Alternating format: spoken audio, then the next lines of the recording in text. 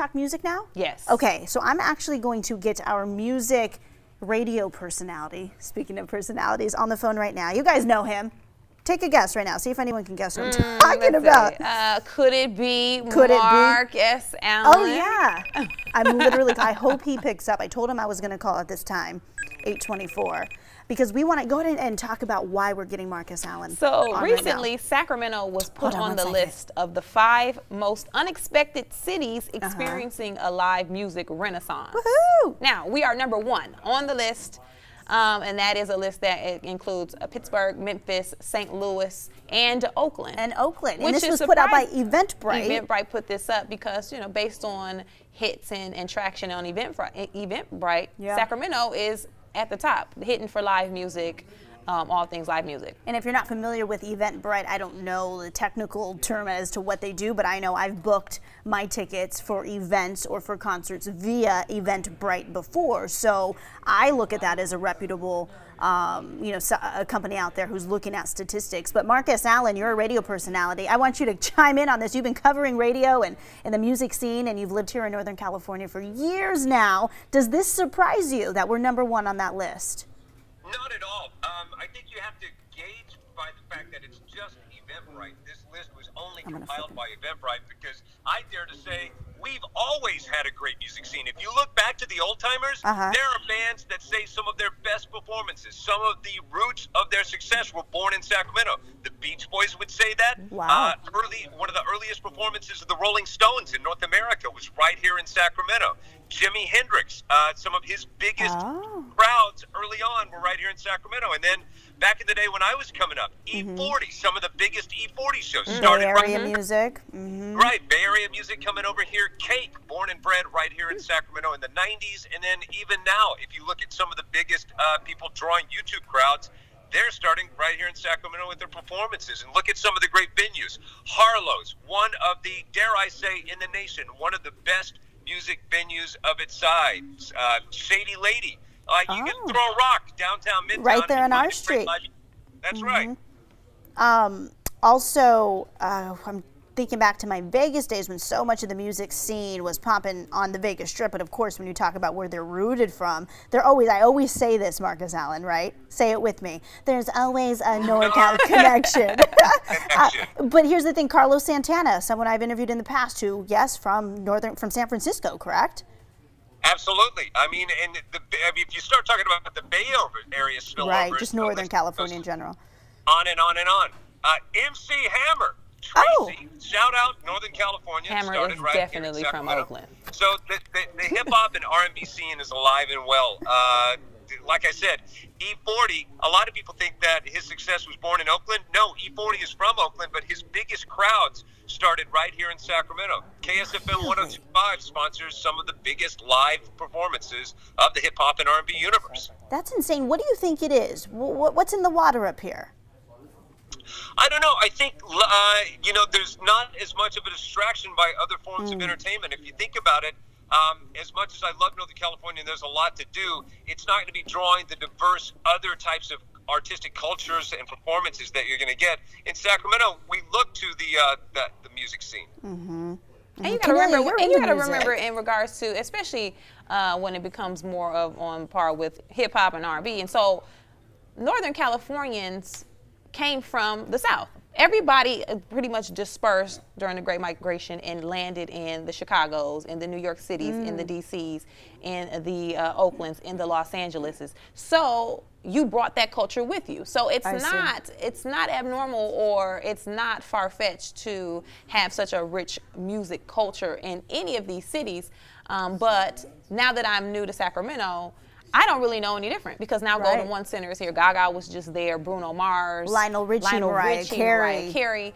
And I don't know what it was before that. And then I keep hearing about people going to concerts at Ace of Spades. And so I just put 2 and 2 together on my own and was like, oh, it's like House of Blues. House of Blues is in like Los Angeles and different cities in the South. So I'm this is all that I know being up here. Does this get you excited, Cornelia, because you're someone who collects records, you're someone who still has your CDs from your high school days, you're someone who studies music, and it's part of who you are. Does this get you excited as a resident now of NorCal? It does. It does, because you always want to feel like, you don't want to go somewhere and move somewhere and it's just nothing going on and nobody wants to perform in your city. That's the thing. Like, it's one thing to be somewhere and you're just used to it, that's the culture, but it's another for people to feel like they don't even want to come here. Right. It makes you feel a certain way, especially coming from Hollywood or Los Angeles. Yeah. Common was just here. He brought with him some notable artists. J. Cole was here. He brought Guapole, Audra Day. Audra Day. So it was a big event. And so again, because this is all I know, I think it's great. I'm more shocked on the list that cities like Oakland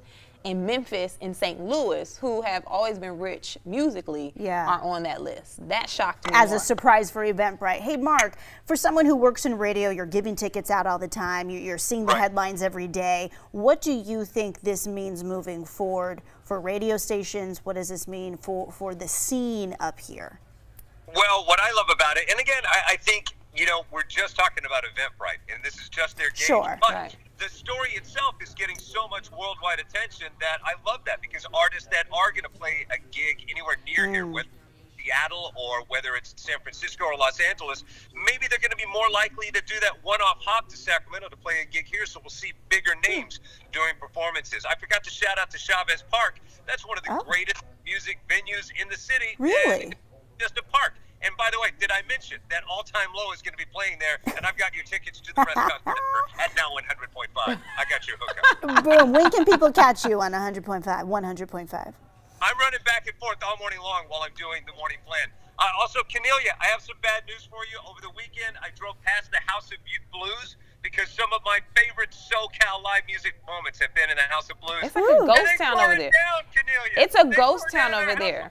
So House of Blues is right across the street from the Comedy Store. You know, like, as a is this on Hollywood and Highland? This is on Sunset. Sunset Boulevard along on the Sunset Strip. They tore it down. They tore it down, and being at the Comedy Store all the time, you look right across the street in House of Blues. There would be lines across the street. You would know when all of the concerts were there. And then they closed it, and then now done. Wow. And along Sunset back in the day, you go back to rock and roll. I mean, that's where everything really came to life, was along that road. And then also, back in the day, I had a chance to interview Art LeBeau, one of my favorite radio personalities growing up. His studio's right there along Sunset, and I had a chance to go and interview him and talk about the oldies but goodies. If you're not familiar with Art LeBeau, yes, he is the father of Sunday nights. Art LeBeau. Art LeBeau had like an 99.1 KGGI and he had like at one point it was 92.3. 92.3. It's still Art LeBeau. That's how like that was his. And guess what? He gets so many letters from those who are incarcerated. A lot of times are handwriting letters to Art LeBeau for shout-outs, for the Sunday night shout-outs. And now he's on every night, from my understanding. I don't know, Mark, you can confirm or deny that. But I believe Art is still on every night. Oh, man. He's getting older, but his voice, there's just something about him. And I learned that he's actually Armenian. All these years I thought he was Latino. I thought he was a black man. Art LeBeau is Armenian? He's Armenian. Wow. He's mixed, but he's an Armenian radio DJ who's been on the air for so many years. And you go to his concerts, and that's a lot of those golden oldies, like, oh, you can go on, but especially in the Latino community, he's a big deal. So anyways. Wait, he's Armenian? I had no idea he was from Glendale. That is a high population. You're right. You're right. Glendale is. Our sister station is down there too, KABC, speaking of Glendale. But I'm just excited for Sacramento. I'm excited to be here. I like going off of what Cornelia is saying. You move to a town. I'm coming from Vegas. She's coming from LA. You're coming from these places who globally have this reputation of being such places where people want to go. You want to know that you're going to a town that people want to be in. Yeah. We wouldn't have come here if we didn't sense that. I think there was something like a new show, like the Morning Blend, 5 to 7 every morning. We knew that was coming. We love to be part of the new that's coming, and this is nice to have headlines behind it, though, right, Mark? Absolutely. You know, you talk a lot about Los Angeles, and I moved up from Southern California as well. If they have it in Los Angeles, we now have its equivalent up here. If you're talking the Hollywood Bowl, not quite as beautiful, but the Marysville Amphitheater has similar seating and the same acoustics. If you're talking Nokia, you also have the G1 Center here. And then the mid-level venues, like the Roxy in Los Angeles, we have, like you said, Cornelia, the Ace of Spades. We got it here. I love Sacktown live music. Woo woo. And I pulled up Ace of Spades website. So here, like we're the pulling list up Ace of of Spades website. The list of artists that are coming here. Hold on, and then right when I. Of course, right. And if you're chiming in on Facebook, thank you. I'm trying to do 3 things at once. So let me see. Come on, Mason. So you got everybody. You got August Alsina coming. You got Sister Hazel. I don't know. I only know who August Alsina is. He be jamming R&B artist. Then you have Quiet Riot. You have Magpie Salute. SZA is coming. She's a very popular artist that's out right now. Troy Boy. So the schedule is packed. They have something for everybody. And again, if you're from here, you know this. But me seeing this, I was like, oh, okay. Oh, okay. That's what that is, equivalent, if you want to talk equivalent. Also, can you talk really quick, Mark, about the concerts in the park that we have here?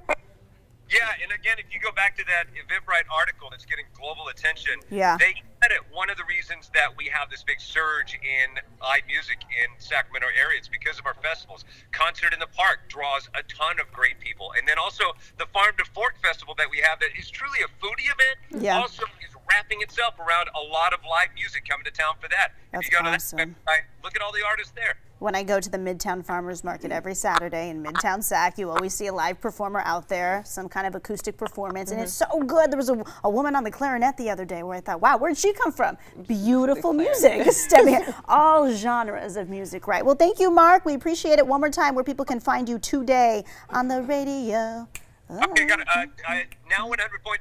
We have our concert in the park, the breast concert ever, that technically is to raise money for breast cancer research. Okay. But while they last at 280 Commerce Circle, if you'll go down there today and show your badge, if you are a police officer or a peace officer at any level in Sacramento, I want to give you a free pair of tickets while they last. Wow.